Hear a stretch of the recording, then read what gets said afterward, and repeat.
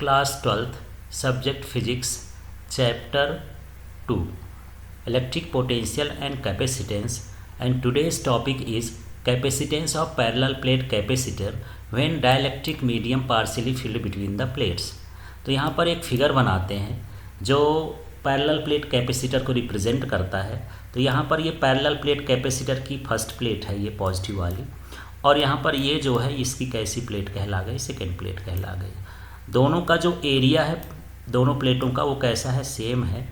और यहाँ पर ये जो बीच में रखा हुआ है ये डाइलेक्ट्रिक मीडियम है जो पार्शियली फिल्ड है, मतलब कुछ एरिया में एयर है और कुछ एरिया में क्या है, डाइलेक्ट्रिक मीडियम है।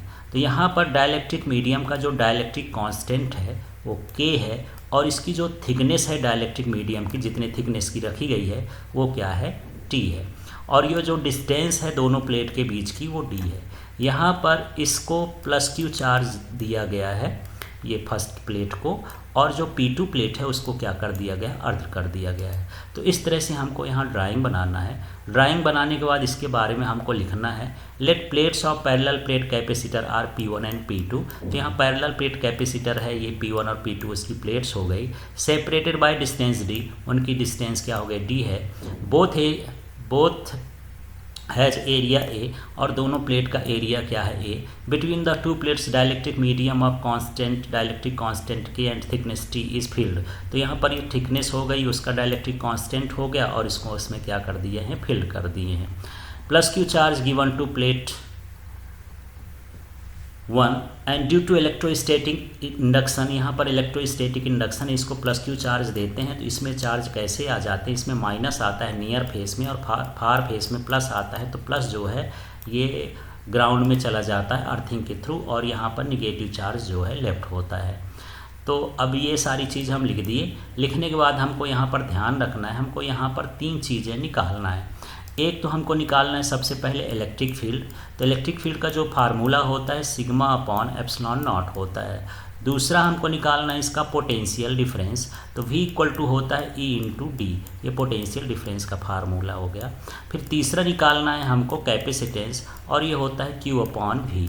तो इस तरह से 3 चीज़ें पर ध्यान रखना है कि एक बार इलेक्ट्रिक फील्ड निकालना है, फिर पोटेंशियल डिफरेंस निकालना है, फिर कैपेसिटेंस निकालना है, बस। तो सबसे पहले हमको इलेक्ट्रिक फील्ड निकालना है। तो इलेक्ट्रिक फील्ड 2 चीज़ों में निकालना है। एक इलेक्ट्रिक फील्ड निकालना है एयर के लिए, एयर का मतलब इसमें ये वाले पार्ट में और ये वाले पार्ट में इसका इलेक्ट्रिक फील्ड मान लेते हैं कि E1 है, और दूसरा ये वाले पार्ट का जो डाइलेक्ट्रिक मीडियम रखा है उसका इलेक्ट्रिक फील्ड कितना है, 2 है, E2 है। तो बस 2 बार हमको इलेक्ट्रिक फील्ड फाइंड करना है। तो यहाँ पर इलेक्ट्रिक फील्ड सबसे पहले फाइंड कर लेते हैं। तो electric field intensity between parallel plate in air, जब एयर हो तब के लिए यहाँ पर है। अब यहाँ E1 = होता है σ/ε0, ये फार्मूला होता है। सिग्मा की वैल्यू होता है Q/A, तो यहाँ पर Q/A पुट कर देंगे। इसको चार्ज डेंसिटी बोलते हैं प्लेट की। तो इस तरह से ये हमको इलेक्ट्रिक फील्ड मिला किसके लिए, एयर में। अब यहाँ पर electric field intensity between parallel plate in dielectric medium, dielectric medium में जो इलेक्ट्रिक फील्ड है वो सेम फार्मूला रहेगा, सिर्फ यहाँ पर डाइलेक्ट्रिक कांस्टेंट और यहाँ रख देना जहाँ ε0 है। तो यहाँ पर सिग्मा की वैल्यू जब हम रखेंगे तो सिग्मा की वैल्यू क्या हो गई, Q/A, और यहाँ ε0 K तो लिखा ही है। तो इस तरह से हमको देखना है।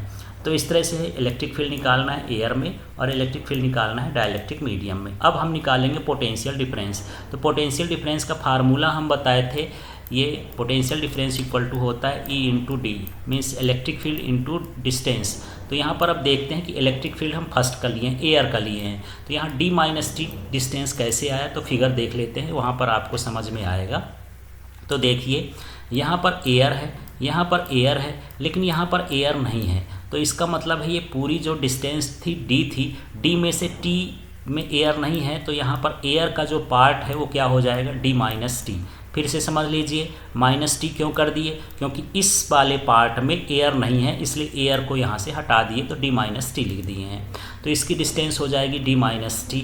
तो इसलिए यहाँ पर लिखे हैं E1 के साथ D-T लिखे हैं, प्लस अब यहाँ पर डाइलेक्ट्रिक मीडियम की जो इलेक्ट्रिक फील्ड इंटेंसिटी E2 और उसकी थिकनेस T थी, तो इसलिए यहाँ पर वहाँ पर T लिख दिए हैं। अब सारी वैल्यू को हमको पुट कर देना है। यहाँ पर ये E1 की वैल्यू पुट कर देंगे। चलिए देख लेते हैं, ऊपर E1 की वैल्यू ये थी, इस वैल्यू को हमको E1 की जगह पुट कर देना है। फिर आगे हम देख लेते हैं, यहाँ E2 है, तो E2 की वैल्यू भी हमको पुट करना है। तो E2 की वैल्यू ये है epsilon Q upon epsilon not KA, इस तरह से वैल्यू पुट कर देंगे।